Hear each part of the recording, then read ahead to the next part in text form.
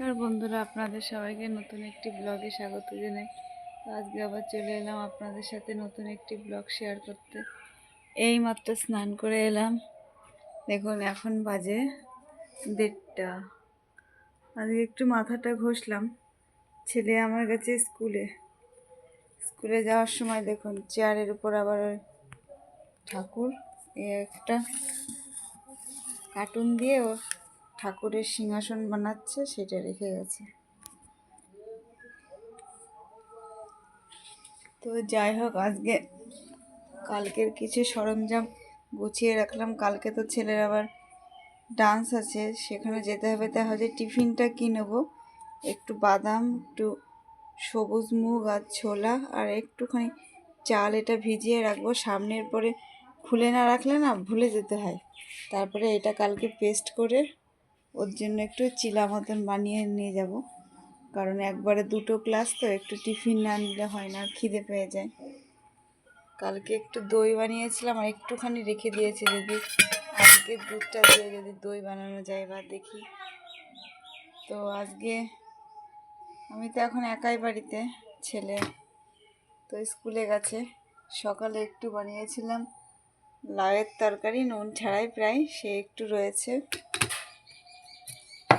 আর এইটা হচ্ছে আমার ছেলের আবদারে বানানো, ছেলে শুক্তো খাবে। তো সজনের ডাঁটা দেওয়া হয়নি, কারণ আমার তো খাওয়া যায় না, আর ছেলে একার জন্য কি আনি ডাঁটা তো খায়ও না। তো সজনের ডাঁটা ছাড়াই শুক্তো বানিয়েছি। ও বলেছিল পোস্ত দিতে, পোস্ত তো নেই, তাই একটু সাদা তিল, বাদাম, এসব একটু সর্ষে ভেজে নিয়ে বেটে দিয়েছি। দেখে তো মনে হচ্ছে ভালোই হয়েছে খেতে। বড়ি দিয়েছি আর করেছি একটু, আমার ছেলের এটাও ফেভারিট, যাই হোক লাল নেই, মানে দুটো কাঁচা লঙ্কা দিয়ে 3টে ডিম রান্না করেছি, একটু পটল দিয়ে, একটা আলু সেদ্ধ করে ফেলে দিয়ে আলুটা ছেলে খাবে। আর এই যে ভাতটা রয়েছে, আজকেই কাঠের উনুনে শেষ রান্না হলো, আর একটাও কাঠ নেই। উনুনটা পরে লেপে রাখতে হয়। দেখুন এখানে কাঠগুলো থাকে আর একটাও কাঠ নেই। এখন গ্যাসেই রান্না করতে হবে। এতদিন বাইরে রান্না করে করে এখন আর আমার গ্যাসে ভালো লাগছে না। আমি আজকে একটা উচ্ছে সেদ্ধ দিয়েছি।